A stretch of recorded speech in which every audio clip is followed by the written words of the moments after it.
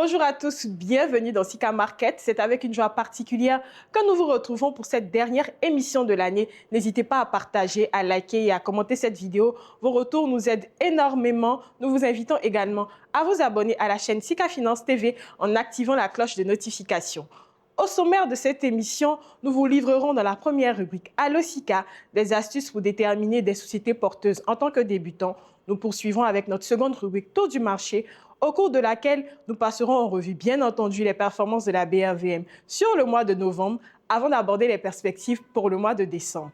Nous terminerons notre émission avec la rubrique Meeting with, où nous échangeons aujourd'hui avec Yves Tétégan, concepteur de Dracy, jeu de société éducatif qui initie à la bourse. A tout de suite pour la rubrique Allo Sika.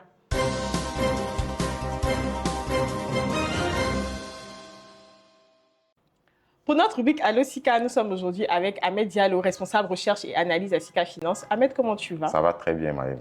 Aujourd'hui, avec toi, on va parler des critères qu'un débutant peut regarder pour définir une société porteuse. Quels sont ces critères? OK. Nous allons venir sur le site Sika Finance pour vous présenter quelques critères d'analyse. Pour ça, nous allons commencer par Sonatel. On vient sur la partie choisir une valeur. Nous allons lister. C'est fait par ordre alphabétique de A à S. Donc, Sonatel, le cours de l'action, nous venons à l'extrémité société. Là, nous avons déjà la description de l'entreprise, l'actionnariat, mais les éléments qui pourraient intéresser un investisseur sont les suivants. Mais le premier élément est surtout le chiffre d'affaires, le résultat net et également les dividendes. Donc, on a trois éléments principaux. On a trois éléments principaux. Le chiffre d'affaires, le résultat net et les dividendes. Pour les débutants surtout. Mais le chiffre d'affaires, c'est quoi? Mais c'est surtout l'ensemble des ventes d'une entreprise.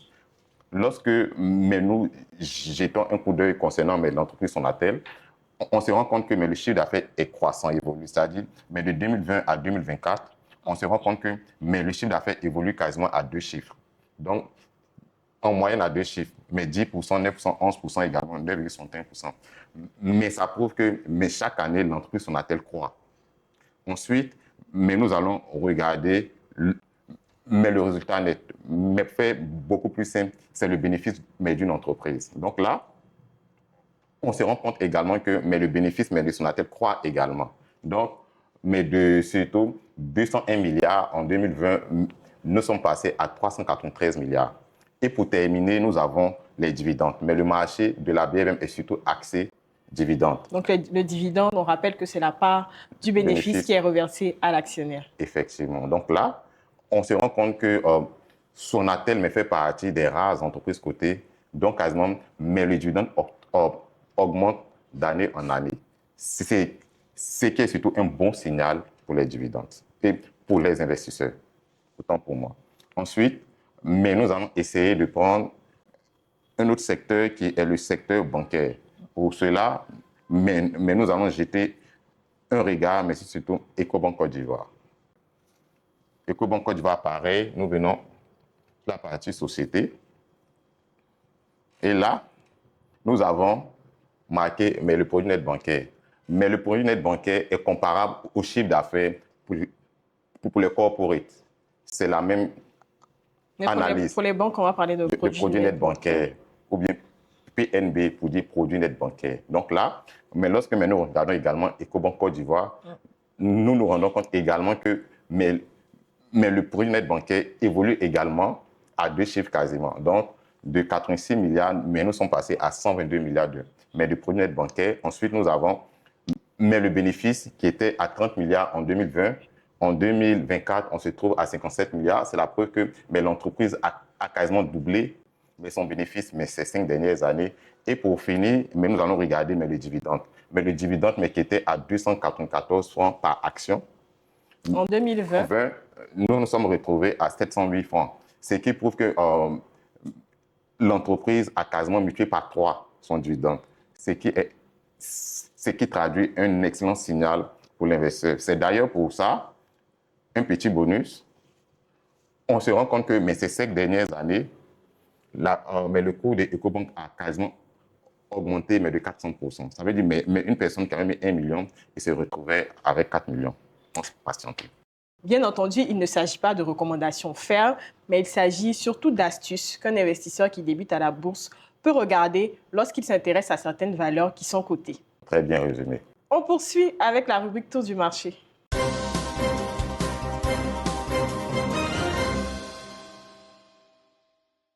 Pour cette rubrique Tour du marché, Ahmed, le BRVM Composite qui nous permet d'apprécier la performance générale de la BRVM a terminé en novembre à 0,95%. Qu'en est-il du Sika Total Return qui intègre les dividendes? Le Sika Total Return a enregistré la même performance que le BRVM Composite, soit quasiment mais une croissance de 0,95%. Et cette croissance est principalement due au fait qu'aucune entreprise n'a enregistré, mais n'a distribué des dividendes durant ce mois de novembre. Et en termes de top, quelles sont les sociétés qui se sont démarquées? Ok. 3 entreprises se sont particulièrement démarquées durant ce mois de novembre, mais nous avons Unilever Côte d'Ivoire, plus 89%, Vivo Énergie Côte d'Ivoire, 27%, et pour terminer, SICAB. Principalement, mais cette hausse de ces entreprises est principalement due aux résultats publiés par ces entreprises-là durant le troisième trimestre de l'année. À titre d'exemple? À titre d'exemple, on peut essayer de voir Vivo Énergie, qui a publié d'excellents résultats, ce qui a attiré le cours de l'action quasiment vers des sommets. Donc, mais la hausse, Vivo Énergie Côte d'Ivoire a publié un bénéfice en hausse, mais de 45% au cours de ce troisième trimestre. Les plus fortes hausses s'illustrent naturellement par les résultats. Et qu'en est-il des plus fortes baisses enregistrées au cours du mois de novembre sur la BRVM? Ok, pareil. Mais les baisses ont été drivées par la publication des résultats mais du troisième trimestre. Et le truc, mais lorsque nous observons, on peut ensuite voir que BNAB Côte d'Ivoire a surtout enregistré une baisse mais de moins 28%. Et en revenant sur le site Sika Finance, on va regarder ensemble BNAB, qu'est-ce qui a bien pu se passer pour que le cours de l'action puisse baisser autant. On peut se rendre compte que l'entreprise BNAB a publié un résultat net en baisse mais de 397%.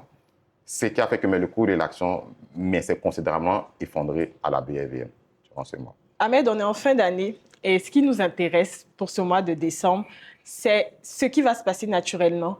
À quoi l'investisseur devrait s'attendre, d'autant plus qu'on sait que généralement le mois de décembre est réputé pour être un mois de rallye aussi. Effectivement, mais le mois de décembre fait partie des meilleurs mois où investir à la bourse. Mais ces 10 dernières années, le BRVM Composite a toujours terminé dans le vert pour une moyenne de 5% ces 10 dernières années.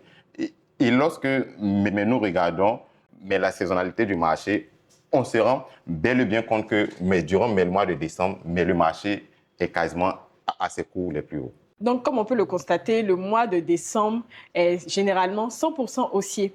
Et Ahmed, qu'est-ce qui explique cette hausse qu'on enregistre généralement en décembre? Cette hausse est principalement due aux gestionnaires de portefeuille, étant donné que les gestionnaires de portefeuille de la région représentent environ 2/3 des transactions qui se passent à la bourse. Donc, de façon pratique, en fin d'année, il y a quelques gestionnaires de portefeuille qui préfèrent acheter des titres qui ont d'excellents fondamentaux, également d'excellentes perspectives. Ce qui fait que le cours des actions de certains titres commence à augmenter. Deuxième explication également, on peut dire qu'il y a des titres au cours de l'année qui n'ont pas vraiment performé. Et ces titres-là se voient en fin d'année achetés par des gestionnaires de portefeuille, qui font que le cours de ces actions passe d'un prix A à un prix B, ce qui fait que le cours de certaines actions commence à croître à partir du mois de décembre. Vous l'aurez compris, le mois de décembre constitue certainement un excellent mois pour investir en bourse en période festive.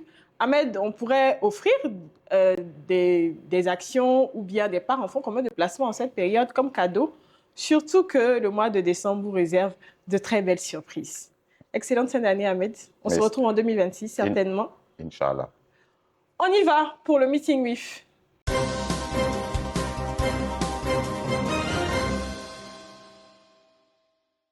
Pour notre rubrique Meeting with, nous sommes aujourd'hui en compagnie de Yves Tétégan, concepteur de Dracy. Yves, comment tu vas? Je vais bien et toi? Je vais bien aussi, merci. C'est un réel plaisir pour nous de t'accueillir dans cette dernière émission de l'année. On sait que tu as une expérience longue de plus de 10 années dans les marchés financiers, aussi bien localement qu'à l'international.